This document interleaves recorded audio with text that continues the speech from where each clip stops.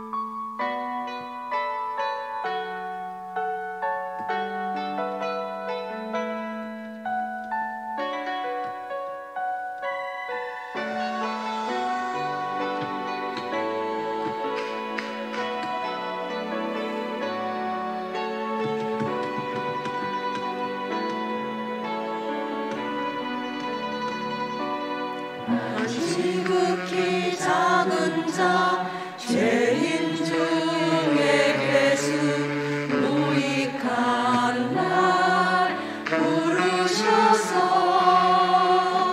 간절한 기대와 소망 부끄럽지 않게 십자가 전케 하셨네. 어디든지 가리라 주 위에 서라며 나는 전하리 그 십자가. 내 몸에 밴 십자가 그 보혈의 향기 온 세상 채울 때까지. 살아도 주를 위해 죽어도 주를 위해 사나 죽으나 난 주의 것. 십자가의 능력 십자가의 소망 내 안에 주와 사시는 것.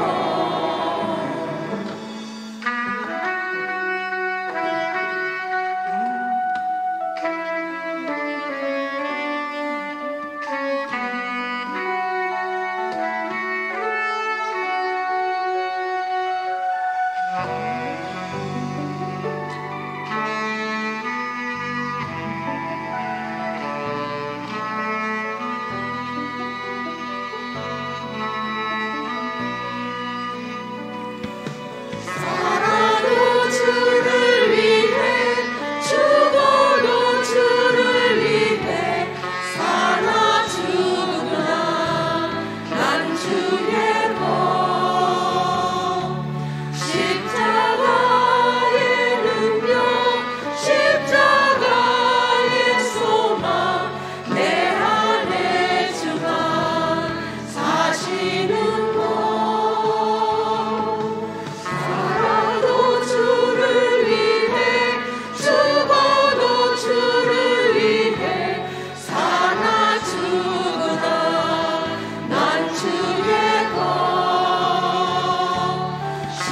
십자가의 능력 십자가의 소망 내 안에 주가 사시는 것. 난 지극히 작은 자 죄인 중에 괴수 무익한 날 부르셔서 간절한 기대와 소망 부끄럽지 않게 십자가 전케 하셨네. 내 사랑 나의 십자가.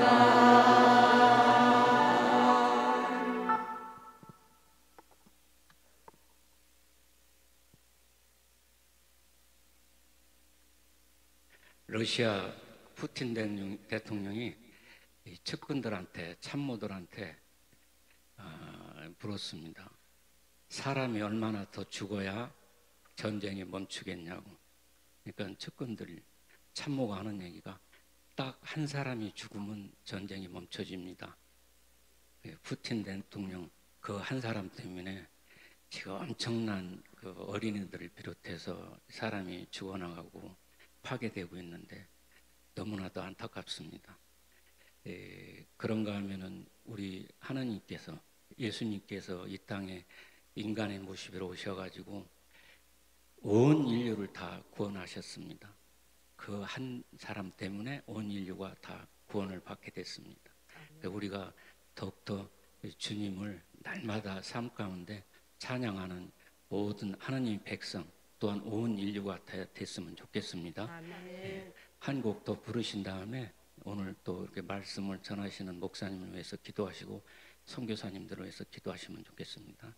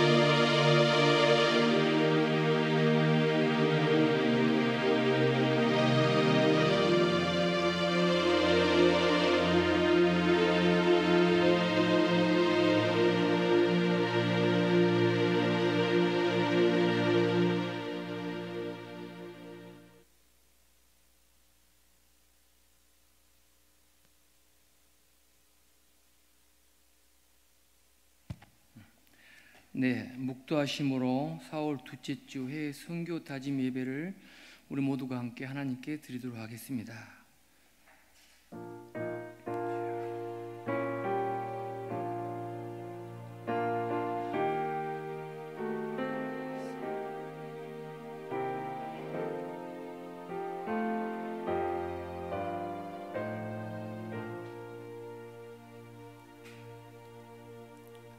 찬송 268장 죄에서 자유를 얻게 함은 부르도록 하겠습니다.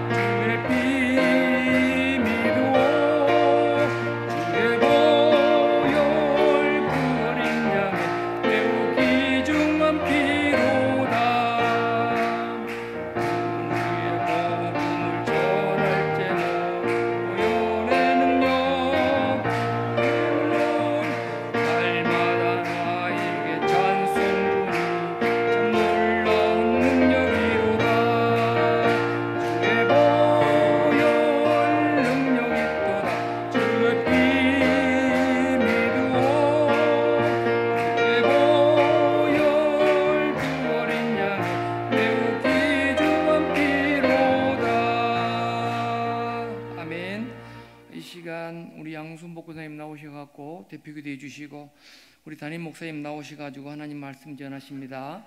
모두들 다 큰 은혜 받으시는 시간 되시길 간절히 바랍니다.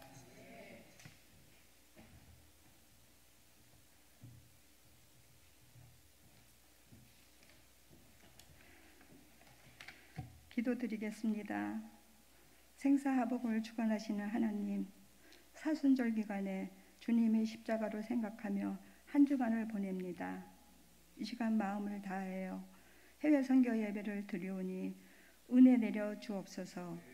예루살렘과 온 유대와 사마리아 끝 땅끝까지 내 증인이 되라 말씀하신 하나님, 우리 교회가 10곳의 선교사님들을 섬기고 있습니다. 해외 선교사님들에게 영적인 힘을 충만케 하옵소서.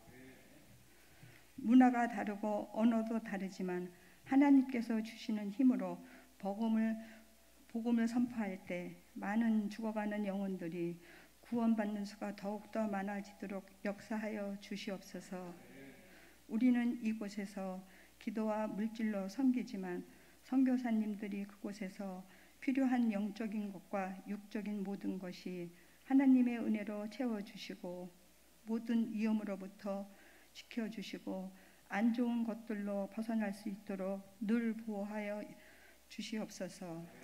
이 시간 하나님의 말씀을 선포하시는 담임 목사님 영육간의 강건함을 주옵소서. 늘 성령의 능력을 더하여 주셔서 선포되어지는 말씀에 우리는 아멘으로 순종하며 우리 또한 해외 선교지에 기도와 물질로 잘 섬기는 은혜가 있게 하여 주시옵소서. 예수님 이름으로 기도드렸사옵나이다. 아멘.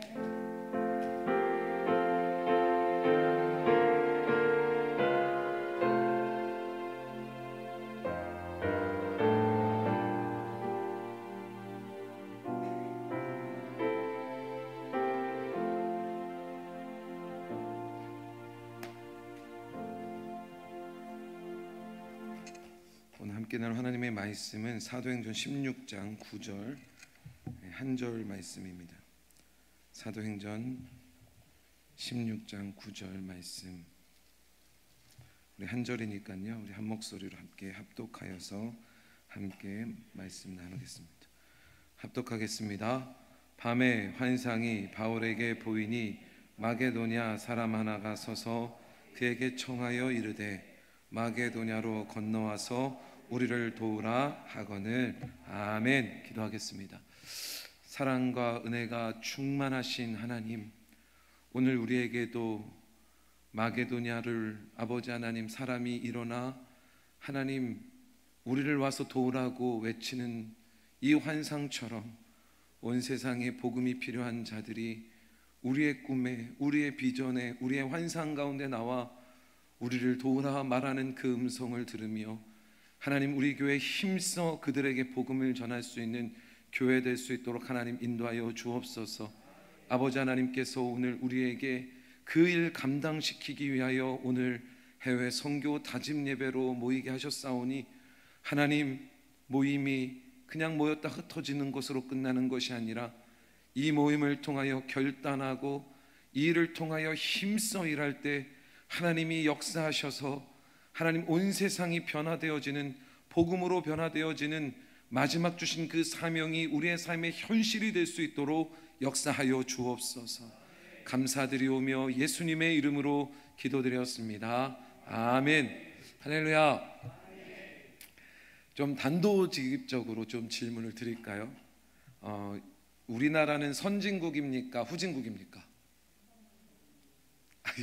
이게 대답이 안 나오시나요? 여러분 외국 나가 보십시오. 우리나라는 정말 선진국입니다. 우리나라 앞으로 선진국이라고 꼭 인정하시기 바랍니다. 자, 그러면 유럽은 선진국입니까? 후진국입니까? 후진국인가요? 할렐루야. 네. 조금 더 노골적으로 좀 질문을 드릴게요. 그러면 유럽은 미개한 나라입니까? 성숙한 나라입니까? 미개하진 않죠. 성숙한 나라라고 보죠. 당연히 오늘날 유럽은요 성숙한 나라고 선진국입니다. 이걸 부인하지 않을 겁니다. 실제로 여러분 조사를 보면 유럽의 대부분 나라들은 실제로 소득도 높고요, 실제로 삶도 다릅니다. 우리는 막 열심히 막 우리 선진국이긴 하지만 지금도 막 열심히 하루 종일 일하고 집에 가서 또 일하고 또 일하잖아요. 외국은 그렇지 않습니다. 자기가 일할 시간에 딱 일하고 자기 시간 갖고 휴가도 막 한 달씩 가고 뭐 아무 말 안 합니다. 이건 선진국이 아닌가요? 자, 그러면 한번 생각해 보십시오. 그렇게 선진국 성장한 나라, 그런 나라가 된 유럽, 처음서부터 성숙했을까요? 처음서부터 선진국이었을까요? 아닙니다. 사실 유럽의 대부분의 나라는 미개한 나라였습니다. 여러분 중국이 발전되고 심지어 우리나라가 막 발전되고 있었을 때도, 우리나라가 막 삼국, 물론 우리나라 꼭 그렇다고 발전된 건 아니지만 그때도 유럽은요 정말 되게 미개한 나라들이었습니다. 근데 여러분 이렇게 미개했던 나라들, 이런 나라들이 선진국, 지금은 성숙한 나라가 됐다고 말합니다. 그럼 언제부터요? 그 전환점이 있을 거 아닙니까? 언제부터 이들이 성숙했을까요? 언제부터 이들이 선진국이 됐을까요? 그 전환점이 과연 전환점이 된 이유가 뭘까요? 저는 복음이라고 생각합니다. 오늘 우리가 읽은 아주 짧은 한 절의 이 짧은 본문, 근데 여러분 이 본문이 세계의 역사를 완전히 바꿔놨습니다. 특별히 유럽의 역사의 새로운 전환점이 되게 한 본문이 바로 우리가 읽은 사도행전 16장 9절의 말씀인 겁니다. 사실 사도 바울은요 복음을 전하는 그 복음을 어디로 끌고 가서 전하고 싶어 했냐면 아시아 쪽으로 가서 복음을 전하고 싶었습니다. 그러니까 여러분 만약 사도 바울이 복음을 아시아 쪽으로 전했다면 뭐 인도로도 가고 뭐 중국으로도 가고 몽골도 지나고 중국으로 가고 우리나라 일본, 그러면 여러분 복음이 전해지는 게 반대였을 겁니다. 중국을 지나서 우리나라, 일본에서 미국, 뭐 이렇게 이런 식으로 해서 유럽이 아마 마지막이 됐을 겁니다. 근데 여러분, 하나님께서 이 방향을 오늘 본문 말씀을 통하여서 돌리십니다. 사도 바울은 아시아로 가고 싶은 거예요. 근데 하나님이 이 방향을 유럽 쪽으로 돌려서 이 방향이 유럽 쪽으로 도는 방향, 복음이 전해짐이 이렇게 바뀐 겁니다. 다시 말해서 미개했던 유럽은요, 오늘 본문 말씀 이후로 기독교의 복음을 접하게 되고요, 그리고 그 미개함이 오늘 복음을 접함을 통하여 성숙함으로 발전하게 됩니다. 그리고 여러분 놀랍죠? 거의 2000년 동안이에요. 20세기 동안 세계를 주도하는 문명을 꼽힌 나라가 바로 유럽의 나라들이었고, 지금도 세계 각국의 이 유럽의 영향권 안에 있는 나라들이 대부분입니다. 근데 여러분, 저는 이 나라들이 다시 성숙한 나라에서 미숙하고 미개한 나라가 될 것이라고 저는 추측합니다. 선진국이었지만 이 나라들, 유럽이 후진국이 될 것이라고 추측합니다.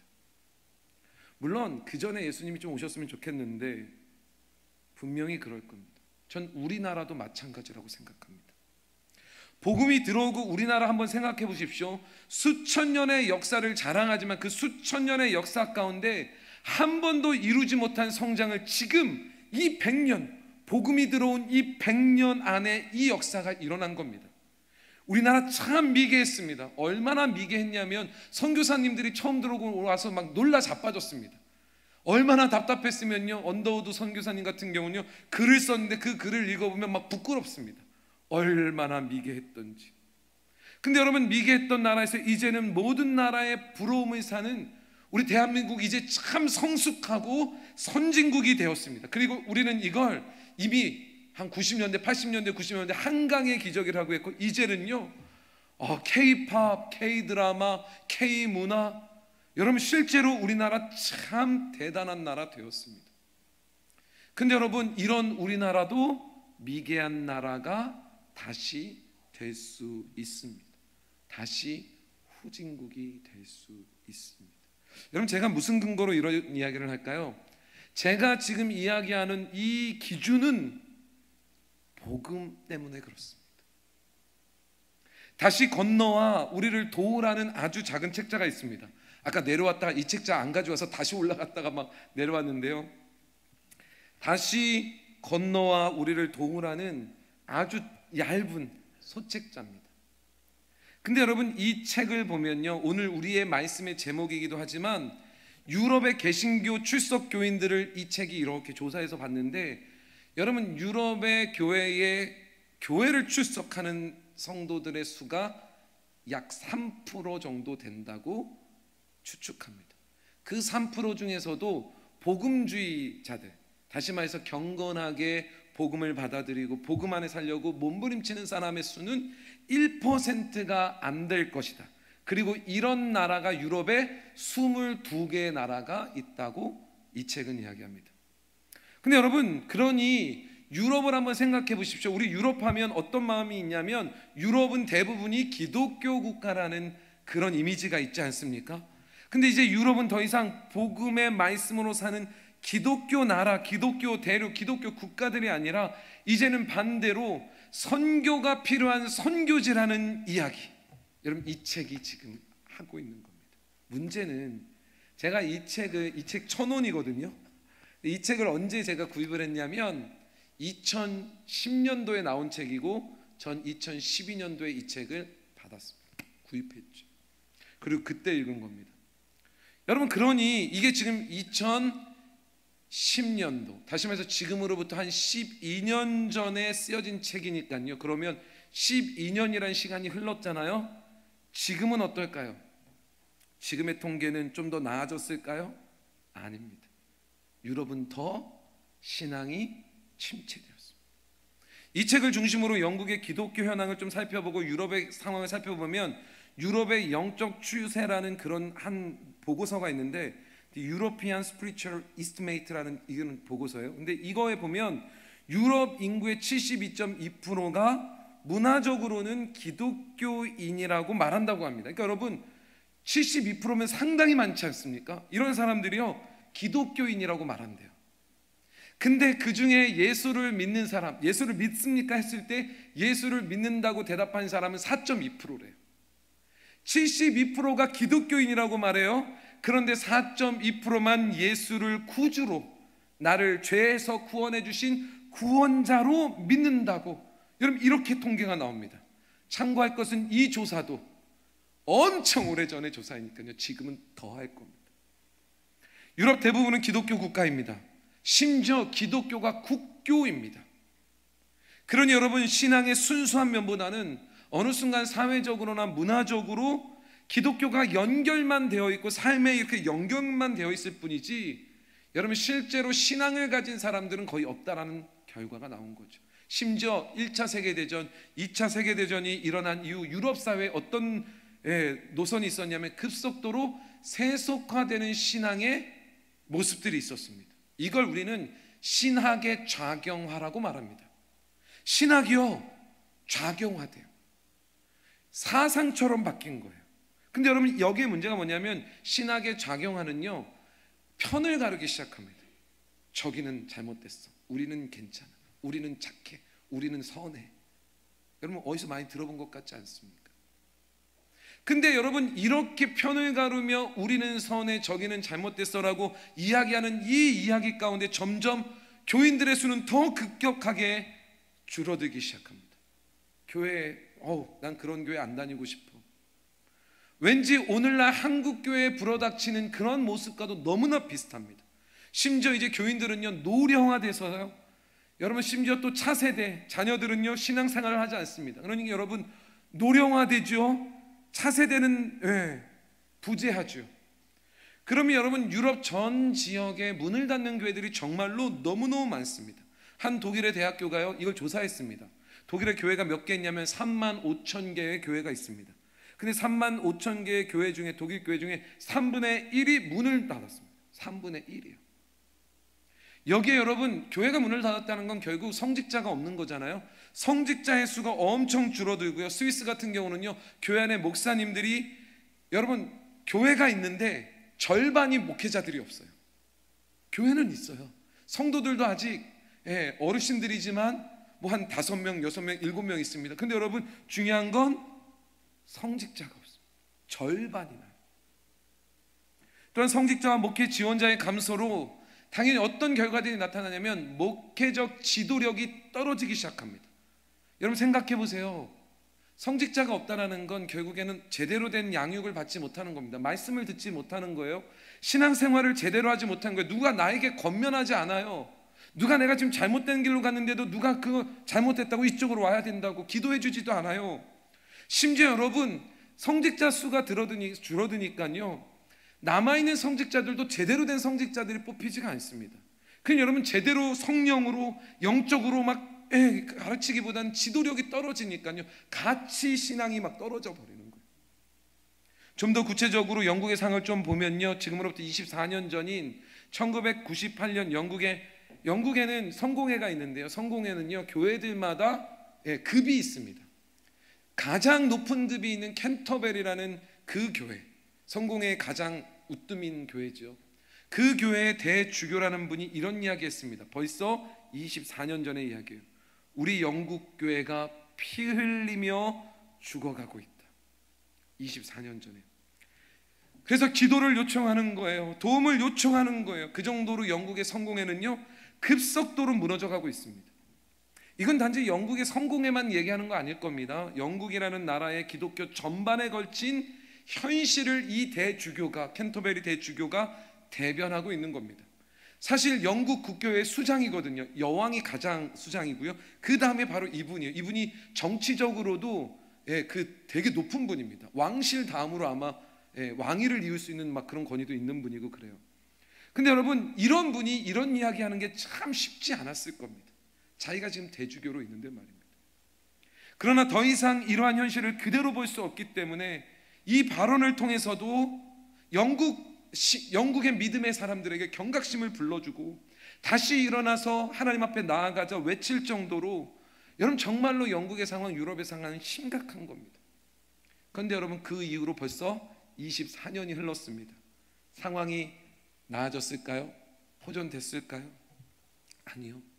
오히려 더 악화됐습니다.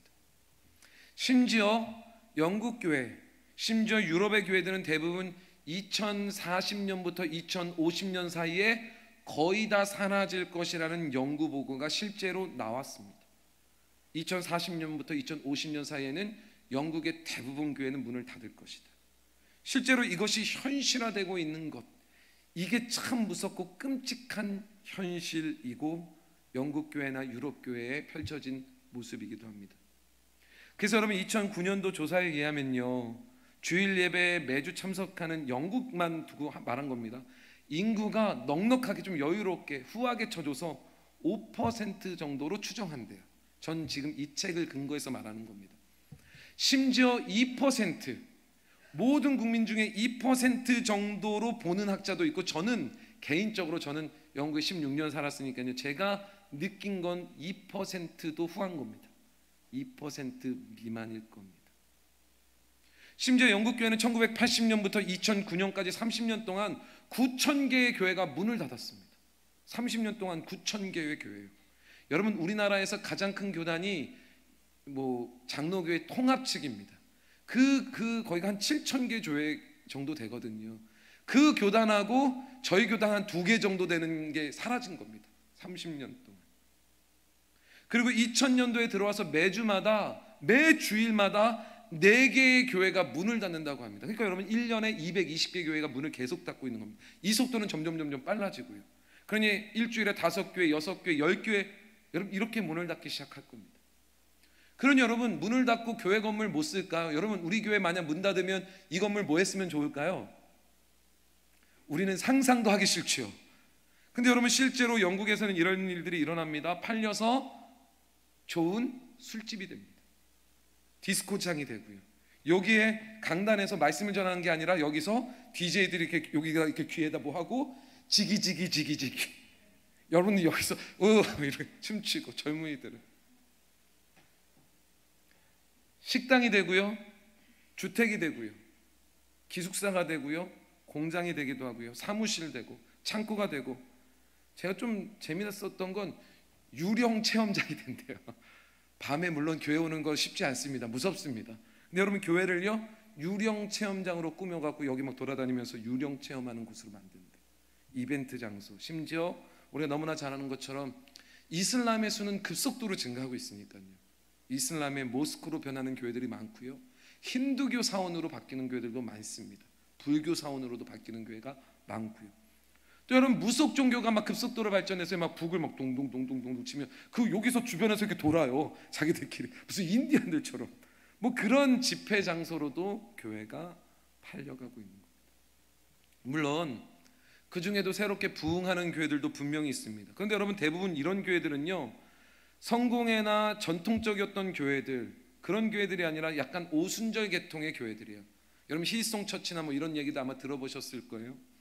여러분, 그런 교회들이 성장하는데 1989년부터 2005년까지 이런 오순절 계통의 복음주의 교회들만 22%가 성장했습니다. 놀라운 거죠. 그러니까 여러분, 마지막에 남아있는 교회는 아마도 오순절 계통의 교회들이 아닐까라고 대부분 말합니다. 또 어느 교회들이 성장했냐면 이민자들의 교회들이 성장했습니다. 저희가 외국에 가면 한인교회를 세우잖아요. 그런 이민자들의 교회가 성장했습니다. 저는 정말로 큰 문제는 유럽의 대부분의 교회들이 정말로 영국에도 마찬가지지만 성직자의 수가 급격히 줄어들고 있는 게 참 문제라고 생각합니다. 유럽의 다른 나라들은 당연하고 영국의 조사를 보니까요, 영국의 교회 수 줄고 있고 성도 수 급격하게 줄고 있는데 거기에 맞춰서 성직자의 수는 정말 완전히 직각으로 줄고 있습니다. 직각으로. 여러분, 교인들이 이렇게 준다면 성직자의 수는 이렇게 줄고 있어요. 이렇게. 더 이상 성직자가 되려고 하지 않습니다. 그래서 여러분, 1975년도에는 성공회가 15,900명 정도가 성직자였다면 1992년도에는 13,000명 정도 되고요, 2001년도에는 17% 감소해서 8,400명으로 줍니다. 그리고 2013년도에는 7,700명으로 줄고요, 2050년경에는 예측하는 겁니다. 사례를 받으면서 전임으로 사역하는 사례자는 아마도 손에 꼽히거나 한 명도 남지 않을 가능성이 있다라고까지 보고 있습니다. 이렇게 말하는 근거는요, 다음 세대를 보면서 그래요. 차세대, 다음 교회를 이끌어갈 사람들. 여러분, 교회인 수의 감소와 함께 심각한 건 교회가 노령화되고 있는 겁니다. 여러분, 외국 한번 가보십시오. 정말로 노령화됐거든요. 영국 교회만 해도 그래요. 영국 교회 29%가 65세 이상이에요. 이제는 65세도 젊다고 하는데 그 수가 3분의 1이 되고 있는 겁니다. 감리교회야 뭐 장로교, 뭐 개혁교회, 뭐 리폼처치 뭐 이런 데는요, 이미 38%, 지금은요 50%가 넘어서 60%를 향해서 갑니다. 그리고 교인이 감소하는데 어디가 가장 빨리 감소하냐 봤더니 20대에서 29세 사이가 가장 빨리 감소합니다.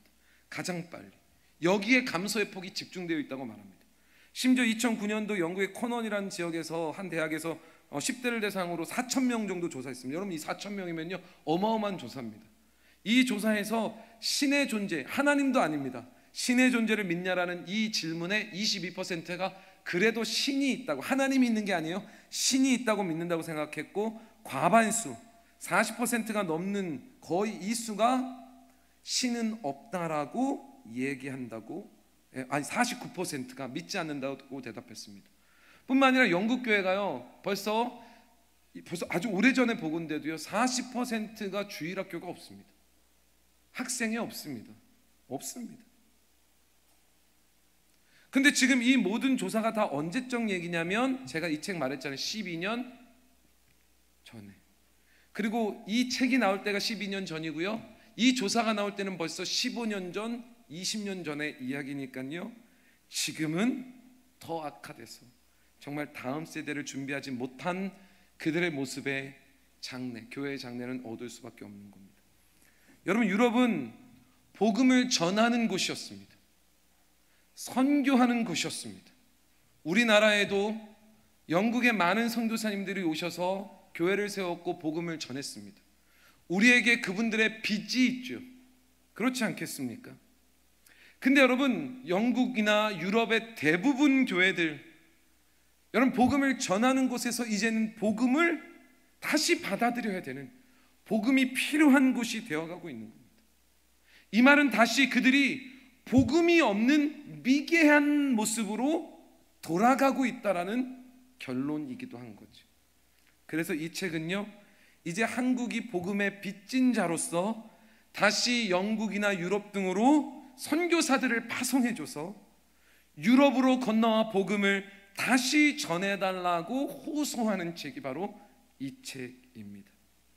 근데 제가 이 책을 쓰신 분이 최종상이라는 선교사님이신데요, 이 선교사님의 말씀에 동의하면서 이 책을 읽으면서 현재 한국교회가 과연 그러면 복음을 전할 수 있는 교회일까, 아니면 다시 우리 복음을 받아들여야 되는 교회일까 고민하게 됐습니다. 여러분, 한국교회는 과연 괜찮을까요? 의문이 들지 않습니까? 유럽의 교회들이 오랜 시간 동안 이런 과정을 통해서 쇠퇴하고 있고, 복음을 전했던 교회가 복음을 이제 다시 받아들여야 되는, 복음을 다시 받아들이는 필요가 있는 교회로 쇠퇴했다면, 한국의 교회는 참 급적으로 부흥했고 극적으로 급진적으로 놀라운 성장도 이룩했다면, 놀랍게도 쇠퇴하는 것도 참 드라마틱하게 급진적으로 쇠퇴하고 있습니다. 영국의 쇠퇴하는 모습에 비교할 수 없을 정도로 우리 아주 빠르게 쇠퇴하고 있는 것이 오늘날의 우리 현실입니다. 최근에 저희 교단, 저희 교회가 속해 있는 예수교 대한성결교회 산하 성결대학교 신학과 최근에 신학생들을 이제 뽑는 거에, 신학대학원생도 아니에요, 신학생인데 정원이 미달됐습니다. 근데 미달된 게 벌써 몇 년이 됐대요. 심지어 이 정원이 10명, 15명, 20명씩 정원이 안 채워지니까요, 이 정원을, 신학교의 정원을 줄이는 거예요. 그래서 다른 과에 이걸 나눠줘야 된대. 저 때만 해도요, 신학생들이 한 학년에 200명이었어요. 200명. 지금은 60명도 못 채워서요, 지금은 50명, 40명도 안 됩니다. 더 놀라운 건 이 신학생들이 1학년, 2학년, 3학년, 4학년 지나며 사역을 하는 게 아니라 다른 길을 찾습니다. 그러니 여러분, 매년 사역자들이 계속 배출이 돼야 되는데 없는 거죠. 심지어 여러분, 신학교에 오는 이유도 물어봤더니요, 신학교에 오는 이유가 성적이 안 돼서 왔대요. 성적이 안 돼서 신학교에 들어왔다 다른 과로 전과하려고. 신학과로 왔다가 다른 과는 세니까요, 경영학과로 과를 바꾸는 거예요. 사회복지학과로 과를 바꾸려고 신학과를 왔다는 사람들이 많으니까요, 실제로 정말로 하나님의 말씀을 가지고, 비전을 가지고, 꿈을 가지고 복음을 전하기 위해서 온 신학생들은 거의 없다. 그러니 이런 학생들이 4년 보낸 다음에 다시 대학원에 갈까요? 대학원도 없습니다. 대학원도 미달이어서요, 대학교에서 어떤 정책 폈냐면요, 모든 학비 다 대줄게, 장학금 다 줄게. 그래서 총장님이 교회마다 다녀서 1년에 800만 원씩만 각 교회들이 해달라고, 그래서 대학원생들을 키워달라고 막 했습니다. 그럴 정도입니다. 그런데도 미달됐습니다. 장학금을 준다고 해도 미달됐습니다. 심지어 여러분, 이제 다른 과로 전과하고 뭐 다른 직장 찾고, 그러니까 여러분, 실제 사역하는 인원이 거의 없는 거예요. 그래서 여러분, 대학생 때 사역하는 학생이 있으면요, 신학생 때, 그러니까 대학원이 아니라 대학생 때 사역하는, 저희 때는 막 1학년 때부터 막 사역했거든요. 막 매일 부딪히고 막 그랬는데, 여러분, 대학생 때 사역하는 아이들은요, 천연기념물 같은 아이들이에요. 정말 없으니까. 여러분, 요즘 한번 생각해 보세요. 대학생들 있나요? 없습니다. 실제 사역을 원하는 인원들도 거의 없습니다. 심지어 대학원에서 사역하자고 얘기하면 나는 공부할 거라고, 나는 유학 갈 거라고, 나는 지금 다른 거 할 거라고. 여러분, 이러면서 사역하지 않는 경우들이 너무너무 많으니, 지금 이건 당장 유럽의 문제가 아니라 당장 한국교회의 현실의 문제이기도 한 겁니다. 선교는 어떨까요? 여러분, 한번 생각해 보십시오. 우리 한국이요, 미국 다음으로 선교사를 가장 많이 파송하는 나라입니다. 그러니까 선교사의 수가 가장 많아요. 두 번째로 많아요. 미국 다음으로 많습니다. 근데 여러분, 우리가 이런 이야기 들으면요, 아직 괜찮아 막 이러겠지만, 각국의 선교사님들의 나이를 들어보시면 깜짝 놀랄 겁니다. 여러분, 나이를 한번 들어보시면 대부분이 60세가 넘었습니다. 은퇴를 앞두고 있는 분들이 대부분이고요. 더 중요한 건 이제 젊은이들이 사역 선교지로 나가는 수는 없습니다. 없어요. 저는 설교를 준비하면서 이 소책자를 다시 읽었습니다.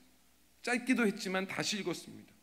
이 책을 읽으면서 이 이야기가 지금 우리나라의 이야기가 아닐까라는 착각이 들 정도로, 제가 12년, 10년 전쯤에 읽었던 이 책이 지금 오늘날 한국교회의 현실이 되고 있는 모습, 영국의 이야기를 하고 있고 유럽의 이야기를 하지만, 아니, 우리나라의 현재의 모습을 이야기하고 있는 것 같아 마음이 너무너무 아팠습니다. 그런데도 아직 우리에게는 희망이 있다고 저는 믿습니다. 아직 우리는 다시 건너와 우리를 도우라며 도움을 구하는 교회가 아닌, 우리 아직 도움을 줄 수 있는, 복음을 전할 수 있는 그런 교회이고 그런 신앙이 우리에게 있다고 저는 믿습니다. 그러나 이대로는 안 돼요. 지금의 모습으로는 급격하게 더 줄 겁니다. 그러니 반드시 우리는 말씀 앞에 바로 서고 두려움과 떨림으로 그 말씀 앞에 그 복음을 지키고 전하며 살려고, 물질로도 헌신하는 그런 헌신이, 우리가 기도로도 헌신하는 그 헌신이 반드시 필요한 겁니다. 그러니 여러분, 해외 선교 헌금도 작정해 주십시오. 예전에 우리의 선배들은 이미 많은 분들이 헌신해서 그 헌신을 가지고 나왔는데, 지금은 여러분 이제 헌신에 작정을 해서 매 달마다 헌신하는 분들은 많이 없습니다. 많이 없습니다. 정말입니다. 그래야 여러분, 도와달라고 하는 교회가 아니라 우리가 복음을 들고 그들에게 나아가 도울 수 있는 교회가 될 줄로 저는 믿습니다. 기도도 마찬가지입니다. 여러분들 구역이, 각 구역마다 여러분들이 기도해야 될 나라가 있는 건 아십니까? 이미 오래전에 제가 여러분들이 기도해야 될 나라가 있음을 제가 주보를 통하여 선포해 드렸습니다. 그런데 보십시오, 도움을 줘야 되는 우리가 어느 순간에 기도하지 않습니다. 문제는 이 복음이 떠나가면 우리도 그 기도가 필요한 나라가 되어버릴 겁니다. 우리 교회도 아마 그런 교회가 될 겁니다. 저는 우리 개동교회가요, 다시 와서 우리 애를 도와달라고 외치는 교회가 되지 않기를 바랍니다. 우리 마지막 주님 오시는 날까지 온 세계를 향하여 도울 수 있는 그런 교회, 여러분 그런 교회가 되기를 주님의 이름으로 축원합니다. 생각해 보십시오. 오늘 우리도 뭐 아까 우리가 지금 선교하는 교회 많고 아프리카에 막 현지 목회자들도 우리가 막 선교하는데, 나중에 우리가 선교했던 그 동남아시아의 교회들에게, 저 중동아시아의 교회들에게, 중국의 교회들에게, 아프리카의 교회들에게 우리 만약 이렇게 얘기한다면 얼마나 부끄러울까요? 야, 우리 다 무너졌어. 그러니 다시 우리에게 와서 우리를 좀 도와줘라. 우리에게 복음을 좀 전해달라. 우리에게 물질이 필요하다. 우리에게 복음이 필요하다. 여러분 이게 참 부끄럽지 않겠습니까? 다시 우리가 선교를 하는 나라가 아니라 선교지가 되어 이제 한국에 제발 다시 아프리카에서 선교사를 좀 파송해달라고, 동남아시아의 필리핀에서 우리에게 좀 파송해달라고, 여러분 이렇게 이야기한다면 얼마나 부끄럽겠습니까? 여러분 복음을 전하는 교회가 복음이 필요한 교회가 된다는 건 정말로 저는 부끄러운 일이라고 믿습니다. 여러분 저는 우리 개동교회가 복음이 다시 필요한 교회, 이 한국이 다시 복음이 전해야 되는 그런 위대한 나라로 돌아가는 것이 아니라 주님이 주신 명령을 따라서 세상 끝날까지 복음을 전하는, 복음으로 도울 수 있는 그런 교회와 나라 되기를 주님의 이름으로 축원합니다. 그래서 복음이 미개했던 나라로 돌아가는 것이 아니라 우리 계속 복음으로 주님 오시는 날까지 성장하고 부흥하는 복된 교회 되기를 주님의 이름으로 축원합니다. 특별히 여러분 저는 이 소리가 들려요. 저 북녘땅, 가까운 곳에 있는 북녘땅의 백성들이 지금 우리에게 말하고 있지 않을까요? 우리에게 건너와서 우리를 도와달라 말입니다. 이처럼 우리가 복음을 전해야 할 곳이 많은데 우리는 전하기보다 다시 복음을 전해받아야 되는 미개한 상태로 돌아가고 있으니 얼마나 이거 우리 회개하며 돌아가야 될 일입니까? 실제로 여러분 조사에 의하면 한국 교회가 앞으로 40년이면 60%가 한국 교회가 사라질 거라고 말합니다. 60%. 여러분 우리 다시 하나님 앞에 구했으면 좋겠습니다. 성령님이 우리가 가서 복음을 전할 곳 그것을 보여주시고, 개동교회야 너희가 건너가서 그들을 도와라 말씀하시는 그런 말씀이 우리 교회 가운데 가득하며, 이런 환상과 이런 꿈과 이런 비전을 가진 젊은이들과 어린이들로 가득한 교회, 여러분 이러한 일들을 위하여 지금까지 우리가 쇠퇴하는 것을 당연하게 여겼던 교회라면 회개합시다. 그리고 유럽교회처럼 다시 건너와 우리를 도우라고 말하는 교회로 우리가 지금 바뀌어가고 있다면 우리 회개합시다. 반대로 이제 이 회개를 통하여 다시 일어나 우리 온 땅을 향하여 복음을 전하는, 우리가 다시 유럽을 향하여 복음을 전하는, 다시 북녘 땅을 향하여 복음을 전하는, 아시아, 아프리카, 유럽 모든 땅에 이르러 복음을 전할 수 있는 그런 개동교회가 되기를 주님의 이름으로 축원합니다. 우리 함께 선포합시다. 복음을 전하는 교회가 됩시다. 복음을 우리 이미 받았으니 복음을 전해야죠. 다시 복음을 받는 교회가 되어서는 부끄러울 겁니다. 우리 개동교회 복음 날마다 전하는 교회 되기를 주님의 이름으로 축원합니다. 기도하겠습니다. 사랑의 하나님 감사합니다. 유럽의 많은 교회들이 복음을 들고 온 세상에 나가 복음을 전하였던 그 교회들이 어느 순간에 문을 닫고 다시 복음이 필요하다 외치는 나라가 되고 있습니다.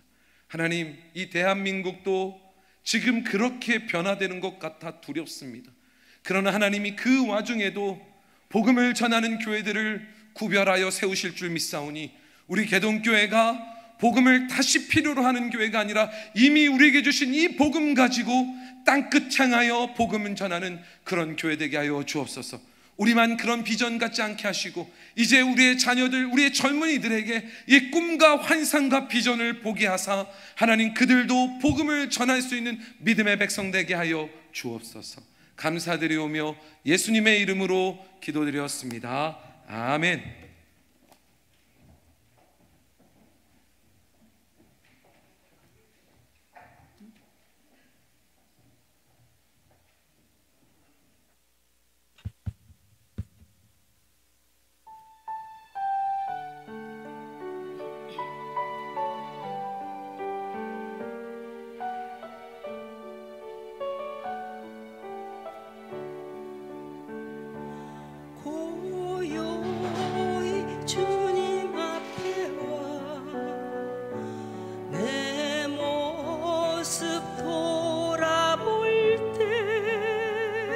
순간순간에 그 모든 일이 죄와 허물 뿐입니다.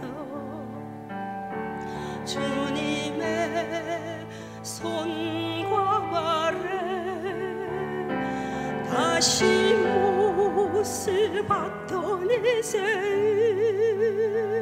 빌라도의 병사보다 악하고 추한 몸이 주님 앞에 무릎 꿇고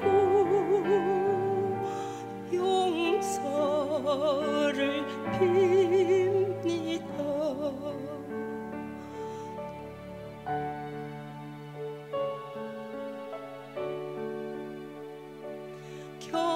겸손히 주님 앞에 와 기도 드릴 때 순간순간에 행한 일들이 죄와 허물 뿐입니다. 주님의 거리 다시 창을 박던 이제 빌라도의 병사보다 악하고 추한 몸이 우리 주님 그 앞에서 용서를 빕니다.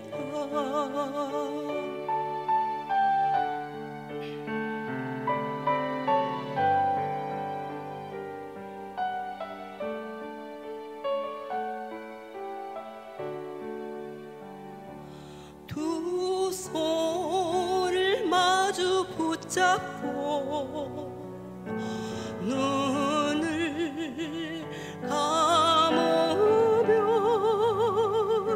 순간순간에 그 모든 일이 죄와 허물 뿐입니다. 주님의 그 옷자락 다시 잡아 찢던 이제 로마 병정 그보다도 악하고 추한 몸이 십자가를 바라보며 용서를 빕니다. 용서를 빕니다.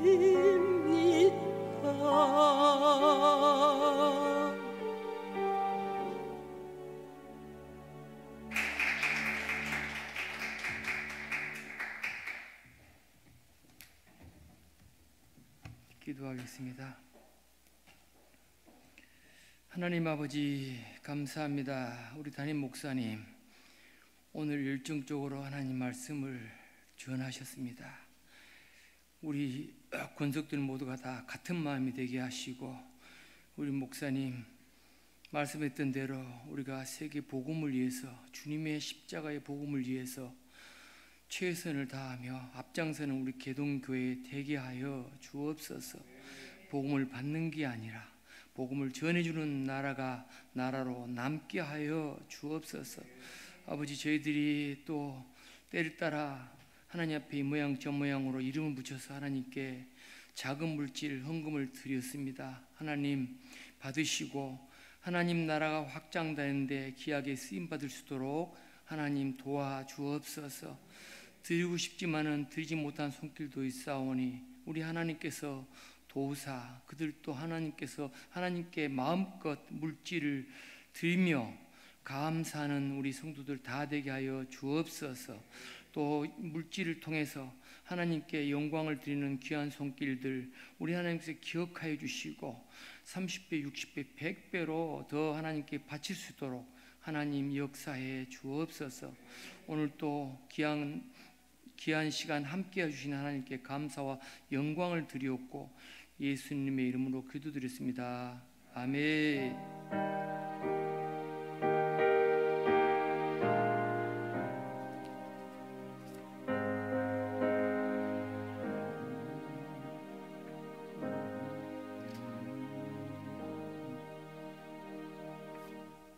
네, 교회 소식은 우리 주보를 참고해 주시기 바랍니다. 그리고 아까 우리 목사님께서 말씀했던 것처럼 또 선교하려면은 기도도 많이 해야 되겠지만은 물질도 또 필요합니다. 그래서 작정들 하셔가지고 또 해외 선교 헌금,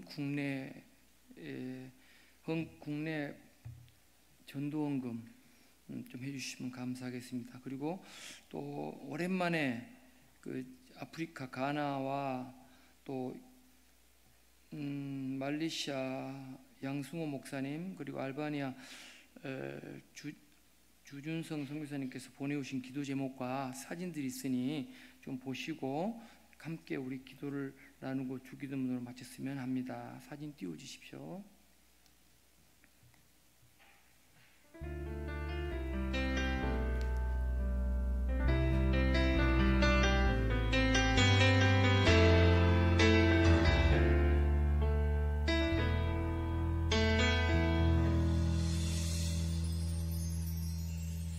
주님이 홀로 가신 그 길 나도 따라가오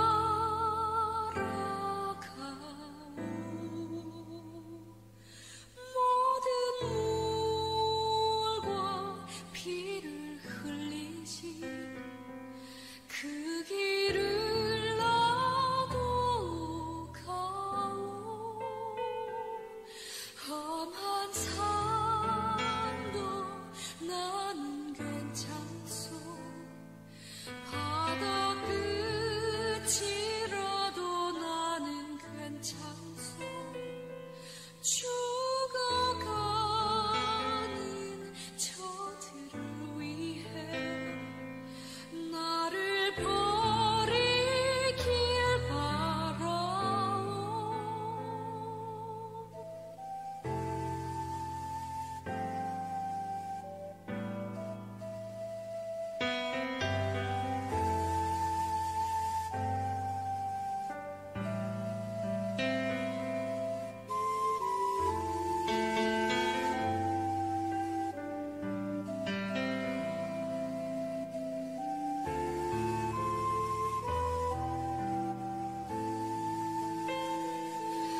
아버지 나를 보내주 나는 달려가겠소 목숨도 아끼지 않겠소 나를 보내주오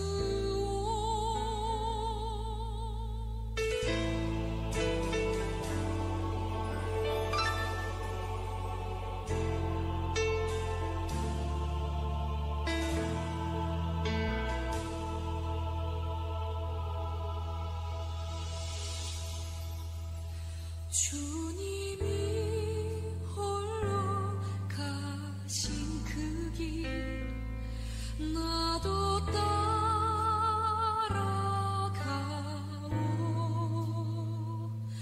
모든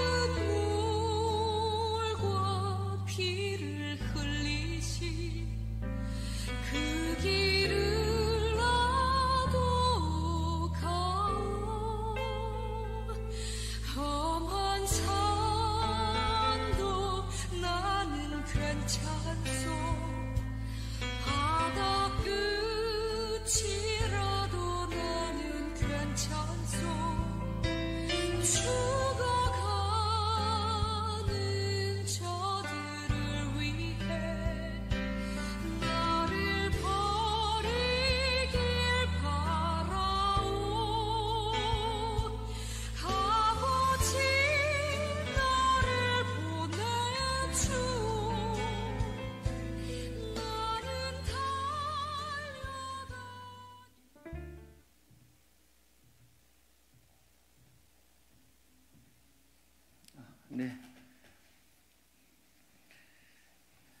처음에 나왔던 거는 가나 유미연 선교사님께서 보내온 사진입니다. 근데 사진을 좀 확대해 놓으니까 조금 흐리게 나오시죠? 유미연 선교사님께서 편지에 보면은 유치원을 시작하셨나 봐요. 교회에서 아이들이 유치원생들이 한 200명 정도 모인다고 그래요. 그리고 또 학생들 학교를 또 운영하고 있나 봐요. 학생들을 통해서 또 학부형들이 복음을 접하고 예수 믿으시면 하는 그런 기도 제목을 보내왔습니다. 그리고 또 알바니아에 있는 우리 주선교사님께서는 아까 그 사진 봤지만은 러시아 사람처럼 생기는 사람들, 그런 사람들이죠. 여러 가지 뭐 사역들을 좀 하고 계시는데 기도 제목을 아까 받으셨으면 같이 함께 기도하도록 하겠습니다. 그렇게 하시고, 그 다음에 말레이시아에 있는 양승호, 김한희 선교사님들, 역시 말레이시아도 이제 4월 1일부터 이제 문이 지금 열렸어요. 그래서 이제 관광객들 다 들어오라고. 우리나라 사람들이 관광을 여행을 워낙 많이 다녀서 필리핀도 관광청장이 우리나라에 와서 저 나라 좀 많이 와주라고 그렇게도 하고, 심지어는 미국의 영인 괌도 뭐 검사까지 또 코로나 걸리면은 자기들이까지 다 치료해 주겠노라고 공짜로 오라고 이렇게 하나 와온 사람이. 그래서 어떤 분이 그래요. 유럽에 가면은 전부 한국 사람들밖에 없을 것이다. 관광객들이 그만큼 많이 지금 예약이 됐고 그랬나 봐요. 그런데 아무튼 우리 한국 사람들이 전 세계에 많이 나가, 관광으로도 많이 가기도 하고 또 많이 나가 있기도 하고 그래요. 그래서 우리 한국 사람들이 어디 가서든지 좀 복음을, 아까 목사님 말씀 K-팝이나 막 K-드라마 뭐 여러 가지로 그런 것 때문에 많이 이렇게 인기가 좀 있나 봐요. 그리고 기도 제목을 다들 혹시 이거 받으셨습니까? 시트지? 예, 받으셨죠? 기도하겠습니다. 우리가 기도하는 거는 보자. 이게 지금 3개니까 4개로 나눕시다.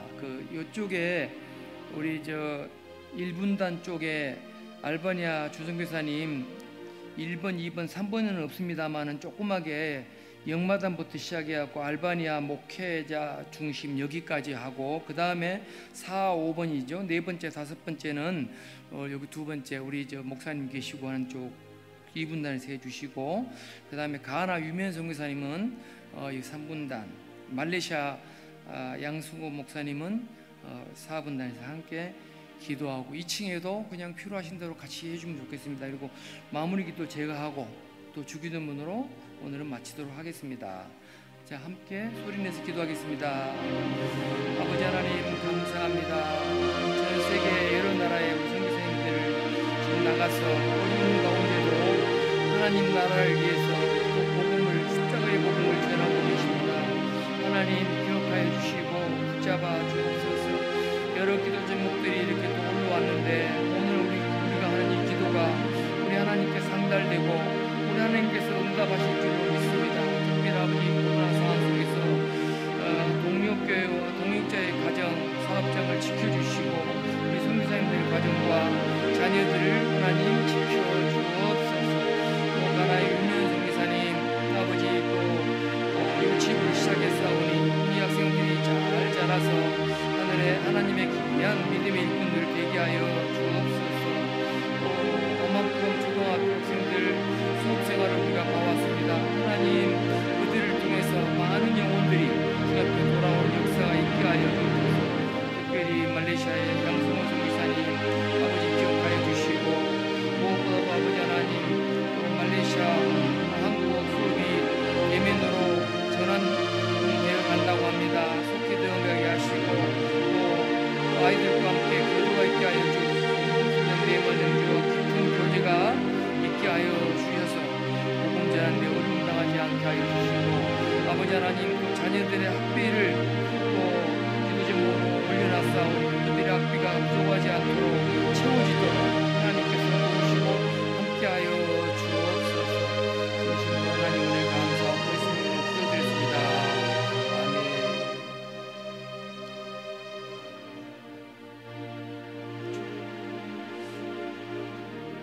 아멘. 네, 좋으신 아버지 하나님 감사합니다. 이 시간 또 많은 선교사님들이 계시지만은 또 알바니아 주준성 선교사님과 가나의 유미연 선교사님, 말레이시아의 양승호 선교사님께서 짤막 하나마 기도 제목을 또 보내와서 우리가 또 함께 기도를 나누었습니다. 하나님께서 이미 들어서 응답하실 줄로 믿습니다.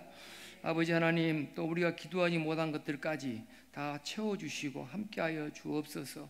무엇보다도 건강으로 우리 선교사님들 붙잡아 주시고 또 복음 전하는 사역이 막히지 않게 열리게 해주시고 또 코로나부터 여러 가지 풍토병으로부터 하나님 보호하여 주옵소서. 특별히 아버지 유미연 선교사님 또 아프리카에 있는 우리가 또 지교회들을 하나님 또 현지인 교인들을 또 돕고 있는데 아버지 적은 물질이나마 그 물질을 통해서 또 우리 아버지 하나님 교회가 더 부흥되는 역사가 일어나게 하여 주옵소서. 아프리카는 아버지 물이 많이 부족한 나라들이라 가운데 또 이렇게 우물을 파서 물을 먹을 때 아버지 하나님 그들이 다 그로 말미암아 예수 믿게 하시고 그로 말미암아 주님을 만나는 역사들이 있게 하여 주옵소서. 특별히 유치원에서 또 아버지 교회에서 유치원을 시작했다는데 200여 명의 학생들이 또 우리 또 모여서 또 하나님의 사랑으로 양육되어 간다고 하오니 감사를 드립니다. 잘 양육되어서 그들 부모들과 함께 예수 그리스도의 귀한 일꾼들 다 되게 하여 주옵소서.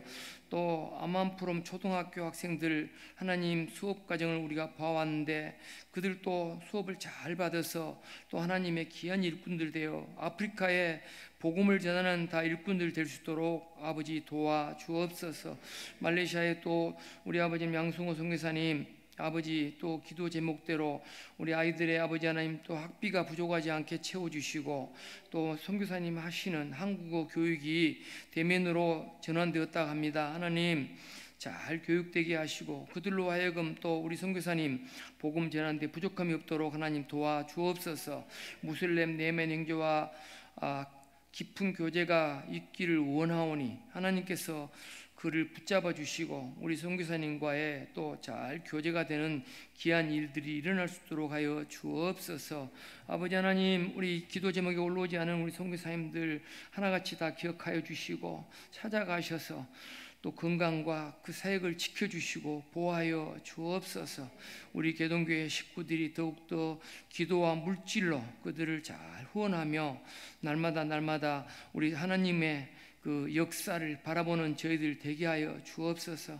한국에서 또 가장 선교를 많이 하는 우리 개동교회에 되게 하여 주옵소서. 오늘 이 시간까지 저희들과 함께 하신 하나님을 마음껏 찬양하며 예수님 이름으로 기도드렸습니다. 아멘. 하늘에 계신 우리 아버지여 이름이 거룩히 여김받으오며 나라에 임하옵시며 뜻이 하늘에서 이루어지이다. 오늘날 우리에게 일용할 양식을 주옵시고 우리가 우리에게 죄진 자를 사하여 준 같이 우리 죄를 사하여 주옵시고 우리를 시험에 들게 하지 마옵시고 다만 악에서 구하옵소서. 대개 나라와 권세와 영광이 아버지께 영원히 싸움나이다. 아멘.